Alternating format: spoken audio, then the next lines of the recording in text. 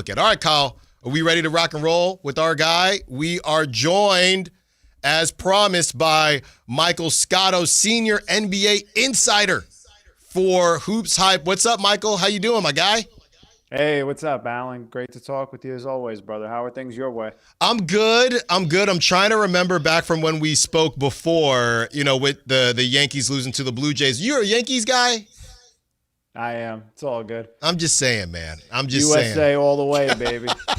See, over here, that's not what we're doing over here, Michael, with the Dodgers. But hey, both of our teams ended up at home. At least your team made it to the playoffs. So we'll see what happens next season. I was looking at Cody Bellinger, though, for the Giants. So we'll have to have a conversation about that. Talking to Michael Scotto, senior NBA insider for Hoops Hype. Michael, let's start here. Were you surprised Precious Achiuwa hadn't been picked up already? 26 years old, 6'8", 6'9", defensive guy, can rebound. I know the offense leaves a little bit to be desired, but were you surprised that he was still kind of chilling out? And do you maybe know why he was still chilling? Yeah, I mean, Allen, I was surprised he was still on the market, but I think just for a lot of guys in the league, like you look at Spencer Dinwiddie, Jared Butler had to go overseas for the big man market. Alex Len went overseas, which I had reported recently. Like there are a lot of qualified NBA players, just not enough spots. And the biggest thing that changed, I think, for Precious and for a lot of other people is that people aren't using that 15 spot anymore. They're using the 3-2 ways, and they're trying to duck underneath the luxury tax and the aprons and things along those lines, which is kind of leaving that extra spot open. So I think it's hurt a lot of NBA guys on the back end of the rosters in that sense. But happy to see him back. I think he certainly is deserving of a spot. And when he came to Miami, it was the same thing where they had a little bit of a roster crunch with that last spot, and they were toying right with the luxury tax line. So by cutting him, they ducked underneath that. So a lot of it is just about finances mostly. Talking to Michael Scotto, senior NBA insider for Hoops Hype. Michael, yes, that has been the hot talk. We were texting about it. Isaac Jones, he will be waived, and a lot of Kings fans fell in love with him. Great story, undrafted, a two-way guy, earns a full NBA contract, and now he is going to be waived, and other teams are going to have an opportunity. Do you think there will be interest for Isaac Jones? Let's ask it that way. Yeah, I mean, do I think maybe now he has to go back to a two-way and then come back up to a standard contract? Possibly. Even the two-way market right now has been a little bit tough. There's only one spot open currently, and it's with Brooklyn. So if a team was going to give a two-way contract, they'd have to cut somebody else that they already just brought in. So it's kind of tough timing for Isaac Jones. But when you look at the age between him and Precious Achiuwa, it's not that far apart. And the way that the Kings are built, they're more of a win-now team based on their age. So for them, they needed more depth, rebounding size. Scott Perry had some familiarity with him from the Knicks days. So here we are. Let's continue with that and his time with the Knicks. Talking to Michael Scotto, senior NBA insider for Hoops Hype. If there's somebody out there that doesn't know anything about Precious Achiuwa, Michael, how would you break down his game and how the Kings think that they could help out where they're missing even the Keegan Murrays of the world? I mean, Michael, they're playing Westbrook at the 4, so any type of size will help. But can you give us a breakdown of his game and what he was able to do with the Knicks? Yeah, exactly. I mean, when it comes to Precious Achiuwa, he's always been a guy that's active around the rim. He can rebound. He may be like ever so slightly undersized. I think he's more like 6'8", but he has a dog mentality. He works. You're always going to get good energy from him. To me, I think he's a solid backup option for them to have at this point. And, he's not going to obviously replace the shooting of a guy like a Keegan Murray, but you need a guy like him on the glass and his energy and effort. And he'll be hungry, especially now coming in after what happened this past summer to show the rest of the league that he's not only an NBA player, but still impactful in his role. What do you think these last-second moves say about the Sacramento Kings? I've been thinking to myself, Michael, all right, you go out, get Westbrook. Westbrook might be the second most important player on the team right now. Then you go out and you get Precious Achiuwa. I'm not trying to bag on them at all, but does this kind of show that they weren't prepared, or is it just the Keegan Murray injury and everything that has snowballed from there?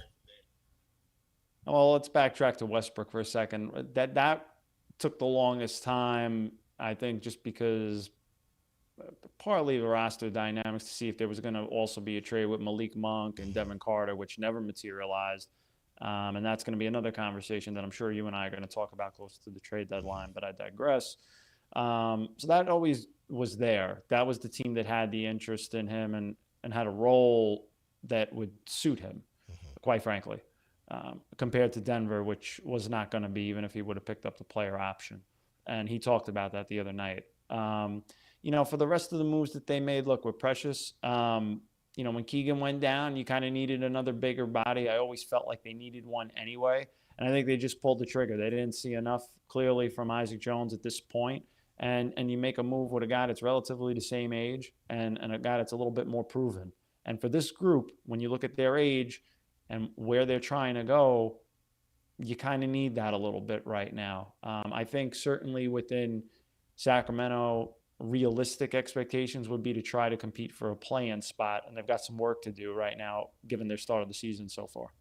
Talking to Michael Scotto, senior NBA insider for HoopsHype. Let's stick with the vets, Michael. I know it's really early in the season, but since the Kings didn't get off to the hottest start, we're already having conversations about that February deadline. Anything being floated around yet on your end as far as potential interest with the vets? Zach LaVine off to a hot start. Didn't play great last night, but off to a hot start. And Russell Westbrook balling out in a really good way. Anything you're hearing yet, or is it just simply far too early? I mean, it's early, but I'll say this. People around the league have taken notice that Zach LaVine has been a scoring machine. He's been efficient. And he was showing that towards the end of his tenure in Chicago as well. Getting back to that player that we knew that was a multiple-time All-Star. So he's looked great for them. He's going to have a player option decision eventually coming up down the line that they'll have to look at for him, but he's making a pretty good chunk of money. So I think with Zach, whereas people always thought, oh, it would be tough for the Bulls to trade him. Well, they found a trade partner. And I think certainly with Sacramento, he's done everything he can to boost his value as best he can. I just haven't heard anything yet in terms of him or anything. Domantas Sabonis, the scoring has dipped a little bit. DeMar DeRozan's been kind of status quo. You know what you're getting there. I think for Kings fans, people sometimes maybe in my mentions more will be like, hey, Mike, have you heard anything on a Devin Carter or a Malik Monk? And essentially status quo there as well. I thought it was interesting that they did pick up Devin Carter's option, his rookie scale option for the 2026-27 season. So that kind of signaled to me that with some of these other guys too that are younger in that rookie scale mark, that maybe by picking it up, you have a better chance to show, hey, we still kind of believe in this guy, but if you move him, he's on the books, and then the following team could figure out what to do after that. Michael Scotto, always great stuff, my guy, senior NBA insider for HoopsHype. Before we let you go, maybe this is burying the lead a little bit, but it's still so early. What are you hearing about the Ja Morant situation? Obviously, he gets suspended for a game. He said what he said about the coach. They don't seem to be on the same page, at least right now. That's not the coach when he was drafted. And I know the Grizzlies are very high on him as a basketball IQ guy. And then, Michael, we got to wake up in the morning, and the first thing we see on all these betting pages, Sacramento Kings are the favorites for Ja Morant. So any info there and why the Kings are being thrown into that convo? Well, the last time they got a guy from the Grizzlies, and Mike Bibby was a pretty good turnout for them. So if that happened, maybe it works some magic too. Yeah. I'm going back in time a little bit, but that was when I grew up watching the Kings with that team. But with Weber, Peja, and those guys. But as far as right now, with what you're talking about with Ja Morant, look, I think you hit a lot of accurate points. Zach Kleiman, the executive for the Memphis Grizzlies, clearly believes in the new coach.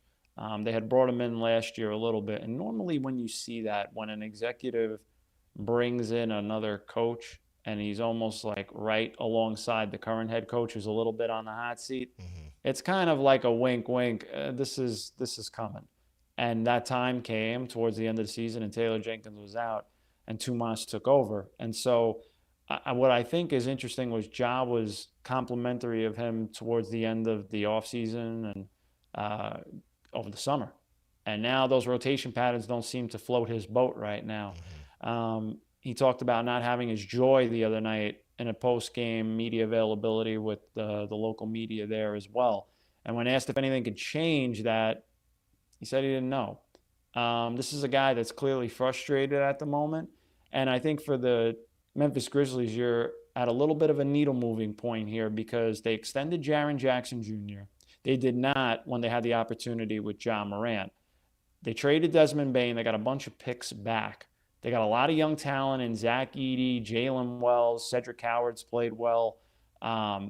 So to me, looking at the optics of it and talking to people, the rest of the league is keeping tabs on Ja in the sense of, is this maybe a guy that we could get at a lower asking price than previous? And again, in the past, there was more teams reaching out. And I wonder now if Memphis would be more open to listening than they had been in the past. This is a guy in Ja Morant that is not driving to the paint as much. If you look statistically at his drives to the paint, that's what made him an elite point guard in the NBA, dunking on people. And that part of his game has gone down a little bit. And as he gets older and his salary increases, that's going to be something that rival teams are going to look at as well. Is the juice worth the squeeze? You've certainly seen all the stuff, with the guns and everything like that and the suspensions in the past. But when he's healthy and when his head's on straight, he's a talented guy. So certainly teams around the league are monitoring that. I guess logistically, when you said to me that I don't follow like the betting odds, I don't. Lord knows I want to stay as far away from all that stuff as possible. But since you asked me in general about the Kings and Ja, I would say that logistically, I could see why people would think that because you have kind of a win now roster. Look at the guys on age with Zach LaVine, DeMar DeRozan, Domantas Sabonis. And is that the kind of flash in the pan move that maybe they think could help get them somewhere? Possibly. But I still don't know then what you're giving up. You're giving up like future picks and stuff. Some of the young guys they have now, as we've seen, like in Devin Carter, haven't had the value. And lastly, you touched on Isaac Jones briefly. They cut him and kept Dario Saric as a way to have his salary as a trade chip as well. So I don't know if it would be in a trade for Ja Morant, but yeah, I would definitely keep an eye on that and for the Kings to be active as they try to continue to tinker with this roster and make it better. Michael Scotto, the only thing that is untouchable to me, man, as I'm watching AJ DeBanza last night is that 2026 pick is like the Willy Wonka golden ticket. You just never know what's going to happen. Any of the three, Michael, that's all I need, any of the three to come out here to Sacramento. And maybe we'll see you in Sacramento one of these days, Michael. I got to make my way out to New York, too. Thank you so much for joining us, Michael Scotto, senior NBA insider for HoopsHype. Be sure to follow him on social media. He's got all the information that you need, and we love having him on the show. First of a couple, at least, of visits we'll have with you, Michael, as we get closer to that trade deadline. Have a good rest of your week. Thanks for joining us. Appreciate it, my man. The only guy who didn't get that memo about that 2026 first-round pick was Joe Dumars, but that's a combo for another day. Seriously, man. All right, thank you. We'll talk to you soon. Take care, Allen. Always a pleasure, brother. Michael Scotto, great stuff as always. We got to get to the other side. Let's react to everything that we heard because we did hear some good nuggets. And let's react to you, 916-339-1140. Allen Stiles, Sactown Sports. With 25 award-winning years